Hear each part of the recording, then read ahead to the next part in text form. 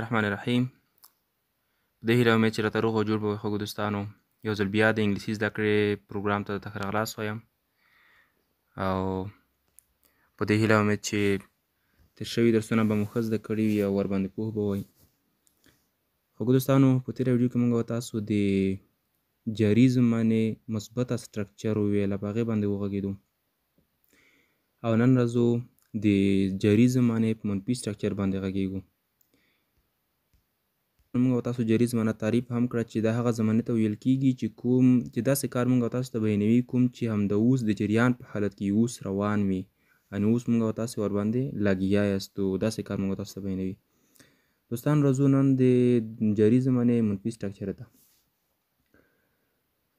ښه دوستانو، لکه څه ډول چې په مثبته سټرکچر کې سبجیکټ په سر کې راته د جاري زمانې، هماغه ډول په منفي سټرکچر کې هم سبجیکټ په سر کې راځي. د سټرکچر یا د جملې په سر کې راځي سبجیکټ. تاسو وګورئ دوستانو دلته، او سبجیکټ څه ته وایي، په دې باندې موږ یوه مستقله ویډیو درته جوړه کړې، خو که بیا یې تاسو نه پېژنئ تاسو راشئ، دغه ته سبجیکټ وایي. وګورئ هی، شي، اټ، وی، یو، دی او آی، دغه ته سبجیکټ ویل کېږي، یعنی سبجیکټ پروناونس، یعنی فاعلي ضمیرونه. هغه ضمیرونه دي چې دا د فاعل لپاره استعمالیږي، د فاعل په ځای کې استعمالیږي. نو تاسو به لومړی راشئ د سټرکچر په سر کې به له دغه ضمیرونو څخه یو ضمیر راولئ. سمه ده؟ لاندې په مثال کې انشاءالله ورباندې پوهیږئ. یو ځل فقط سټرکچر ته تشریحوو. سبجیکټ، له هغې وروسته به تاسو سبجیکټ ته څه ور واچوئ؟ سبجیکټ ته به تاسو بیا ټو بي ور واچوئ، ټو بي ورب، او له ټو بي ورب څخه وروسته ناټ. فقط په همدغه ځای کې د مثبت سټرکچر سره توپیر لري. مثبت سټرکچر په دغه ځای کې ناټ نه لري او منفي سټرکچر چې ده هغه ناټ دلته لري. نور همغه ډول د مثبت سټرکچر په ډول دغه هم ده. او له ناټ څخه وروسته به دلته تاسو وي معنی ورب، یعنی فعل به دلته ور واچوئ، فعل. او کله مو چې فعل دلته ور واچول، هغې وروسته به تاسو آی ان جي فعل ته ور واچوئ، له هغې وروسته به تاسو جمله کمپلیمنټ پوره به یې کړئ. تاسو ګورئ مثال کې ورباندې ښه پوهېږئ. ګورئ دوستانو، دلته پاس موږ او تاسو په سټرکچر کې وویل چې لومړی به سبجیکټ لیکو. سبجیکټ تاسو دلته وګورئ، آی سبجیکټ موږ لیکلی دی. لاندې راشئ، دغه دی د سبجیکټ له جملې څخه موږ تاسو آی راواخیست. دا د ښه دوستانو سم په غور ورته وګورئ، آی مو دلته راواخیست سبجیکټ له جملې څخه.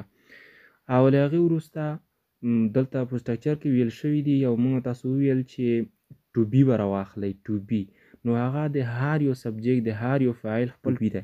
لکه دلته تاسو ته ما تیار لیکلی دي د هی، شي، اټ ټو بي ورب چې دی هغه از دی، او د وی، یو، دی ټو بي ورب چې دی هغه آر دی، او د آی ټو بي ورب ام دی.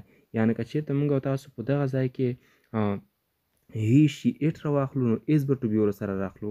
که وی، یو، دی موږ تاسو راواخلو، نو آر ټو بي ورب ورسره اخلو. که آی مو راواخیست، نو ام ټو بي ورب ورسره اخلو. تاسو وګورئ دوستانو، دلته موږ آی راخیستی دی. آی مو چې کله راواخیست، نو ټو بي ورب مو ام ورسره راواخیست. لاندې وګورئ، دغه ټو بي ورب مو ورسره راواخیست، ام ټو بي ورب. او له هغې وروسته به تاسو ناټ ولیکئ. ناټ له ټو بي ورب څخه وروسته ناټ، دغه دی د پاس په سټرکچر کې ناټ لیکل شوی، هماغه ناټ به راخلئ. تاسو به د ناټ په ځای کوم بل شی نه استعمالوئ، ناټ به پخپله راخلئ. او له ناټ څخه وروسته دلته بل چې دی هغه ورب غوښتل شوی دی، ورب به لیکئ. سټرکچر کې تاسو ورته وګورئ، او ورب نه یعنې فعل به دلته لیکئ. تاسو وګورئ موږ فعل په ځای ایټ راخیست. تاسو چې کوم فعل راخلئ، که ایټ راخلئ، که رایټ راخلئ، که هر ډول فعل، که مینځل راخلئ، که خوړل راخلئ، که لیکل راخلئ، چې موږ خوړل راخیستل شوي دي، راخیستي دي وښئ، هیټ مو راخیستی دی. او له هغې څخه وروسته په سټرکچر کې ویل شوي دي چې آی ان جي به فعل ته ورجمع کړئ. دغه د موږ ای جي ورجمع کړې ده، تیاره، آی ان جي مو تیاره ورجمع کړې ده. او د پاس سټرکچر کې بیا ویل شوي دي چې بیا به جمله پوره کړئ. دغه د موږ جمله پوره کړې ده. اوس ستا خوښه ده له دې وروسته چې ته ورپسې څه شی لیکې.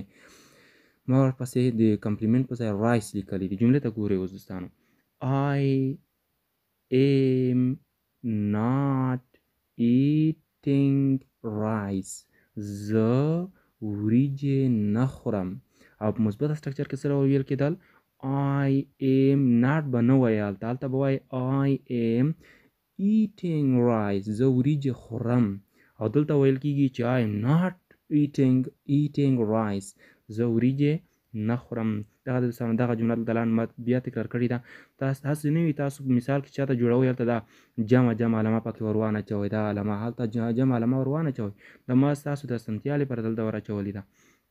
دلته همغه جمله ما تکرار کړې ده. تاسو به جمله داسې لیکئ: I am not eating rice. زه وریجې نه خورم. اوس عین وریجې نه خورم، اوس ورباندې یعنې لګیا نه یم په وریجو باندې.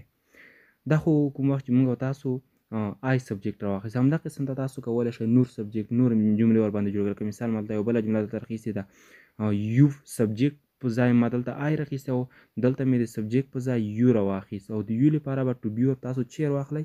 دلته ما لیکلي چې د وي یو دې ټو سبجیکټینو لپاره به تاسو آر ټو بي ور راواخلئ. دغه د ما آر ټو بي ور ورسره راواخیست او له هغې وروسته تاسو هلته وګورئ ناټ لیکل شوی دی چې ټو بي ور مو راواخیست بیا به ناټ راواخلئ. دلته ما ناټ راخیستی دی او بیا به تاسو ورب ولیکئ، په سټرکچر کې ویل شوي دي. دغه دی ما ورب هم راخیستی دی او بیا وایي آی ان جي، دلته ما ان جي ورسره جمع کړي د ورب سره او بیا کمپلیمنټ به جمله پوره کړې ده. دا څه ډول ده؟ You are not eating rice. وایي ته او یا تاسو وریجې نه خورئ. اوس ورباندې لګیا نه یئ. ته او یا تاسو وریجې نه خورئ. د دوستانو درس مې بیخي درته اسانه کړی دی، سم په ساده لهجه مې درته ویلی دی. تاسو کوشش وکړئ چې درس زده کړئ او کومه نظریه لرئ او یا کوم سوال لرئ نو زموږ سره په کمنټونو کې شریک کړئ. زه به انشاءالله د هغې په اړه ځواب درکړم. او دوستانو هغه که چېرته تاسو زموږ د نورو ویډیوګانو ته لاسرسی نه لرئ، د انګلیش کورس ویډیوګانو، تاسو به زموږ د یوټیوب چینل په پروفایل عکس باندې کلیک وکړئ او له هغې وروسته به تاسو لاړ شئ، پلی لیست به ووهئ او لاندې به راکوز شئ. زموږ د یوټیوب چینل د انګلیش لرنینګ کورس په نوم سره موږ یو کورس جوړ کړی دی، هغه ته به تاسو لاسرسی ولرئ. هغه به تاسو دغه ځای وګورئ. دوستانو که مو زموږ یوټیوب چینل ته سبسکرایب کړی نه وي، زموږ یوټیوب چینل ته سبسکرایب کړئ تر څو موږ چې کومه نوې ویډیو اپلوډ کوو تاسو ته په اسانۍ سره در ورسېږي. د اوس لپاره د الله په امان. الله مو مل شه.